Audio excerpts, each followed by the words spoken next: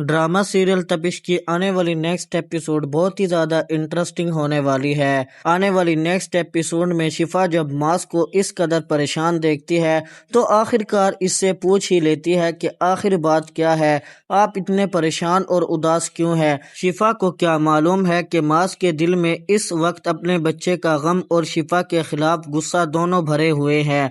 मास गुस्से में शिफा से कहता है कि आखिर तुम्हें मेरे बच्चे को ख़त्म करने की क्या ज़रूरत थी, तुमने वो दवाई क्यों इस्तेमाल की। शिफा ये सुनकर हैरान रह जाती है और फौरन मास को यकीन दिलाने की कोशिश करती है कि इसने जानबूझकर कुछ नहीं किया, बल्कि इसने तो कोई दवा ही नहीं ली थी। लेकिन मास इस वक्त इतने गुस्से में होता है कि शिफा की एक बात भी सुनने को तैयार नहीं होता। शिफा फिर दिल में फैसला कर लेती है कि अब वो खामोश नहीं रहेगी, वो हर हाल में ये साबित करेगी कि इसके साथ ये सब किसने किया है।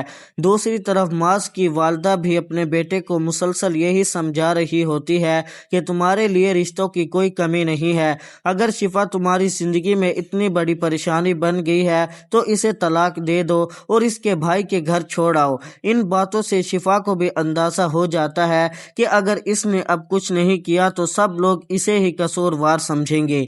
इसलिए अगले ही दिन शिफा सीधा हॉस्पिटल पहुंच जाती है। वहां मौजूद लोगों से कहती है कि इसे उस दिन की सीसीटीवी रिकॉर्डिंग देखनी है। शिफा को यकीन होता है कि अगर किसी ने इसके खिलाफ साजिश की है तो कहीं ना कोई सबूत तो जरूर मौजूद होगा। जब फुटेज देखती है तो अचानक शाजर नजर आ जाता है।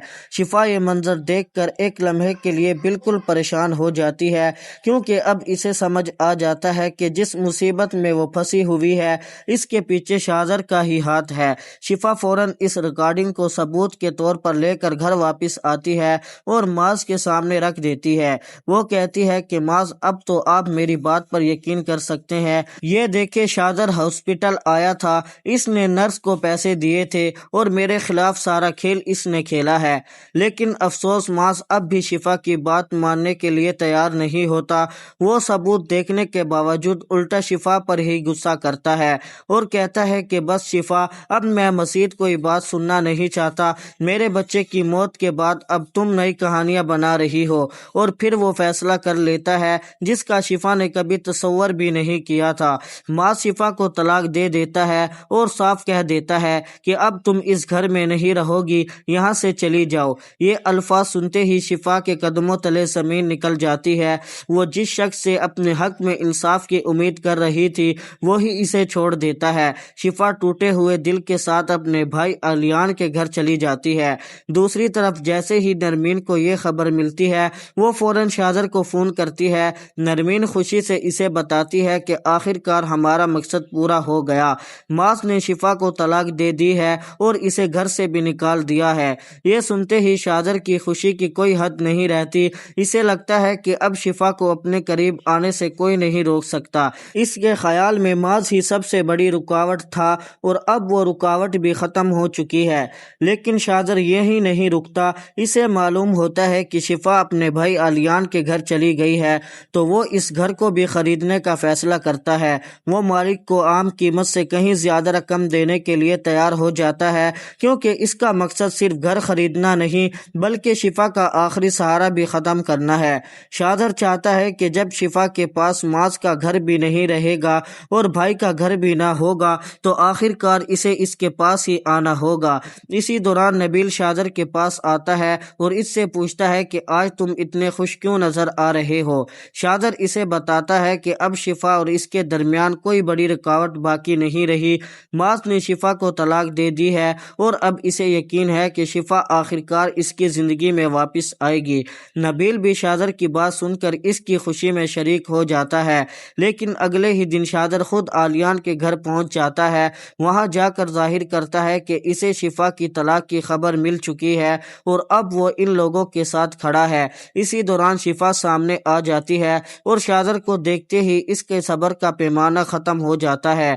वो साफ कहती है कि मेरी जिंदगी में जो कुछ भी हुआ है इन सब के पीछे तुम ही हो। तुमने मेरी जिंदगी बर्बाद की है और मैं तुम्हें कभी नहीं माफ करूंगी। शाजर फिर भी अपनी बात से पीछे नहीं हटता। वो शिफा से कहता है कि तुम मुझे चाहे जितना बुरा समझो लेकिन मैं आज भी तुमसे शादी करना चाहता हूँ। फिर वो आलियान آلیان کے سامنے شفا کا ہاتھ مانگ دیتا ہے۔ آلیان حالات کی وجہ سے مجبور ہو کر ہاں کر دیتا ہے، لیکن شفا فوراً انکار کر دیتی ہے۔ وہ کہتی ہے میں مرنا پسند کروں گی لیکن تم سے شادی نہیں کروں گی۔ اب شاذر ایسا دباؤ ڈالتا ہے کہ آلیان اور اس کی بیوی دونوں پریشان ہو جاتے ہیں۔ وہ صاف کہتا ہے کہ اگر شفا نے مجھ سے شادی نہیں کی تو میں عمیر کا آپریشن بھی نہیں کرواؤں گا۔ صرف یہی نہیں، یہ گھر بھی اب میرے نام ہے، اس لیے تم لوگوں کو یہاں رہنے کی اجازت بھی نہیں ہوگی۔ یہ سن کر شفا کی بھابھی اسے سمجھانے لگتی ہے کہ شفا حالات کو دیکھو، اگر شاذر نے عمیر کے علاج سے ہاتھ کھینچ لیا تو ہمارے پاس کوئی دوسرا راستہ نہیں ہوگا۔ آلیان بھی اپنی بہن شفا کو سمجھاتا ہے کہ یہاں صرف شادی کا مسئلہ نہیں ہے، عمیر کی زندگی بھی داؤ پر لگی ہوئی ہے۔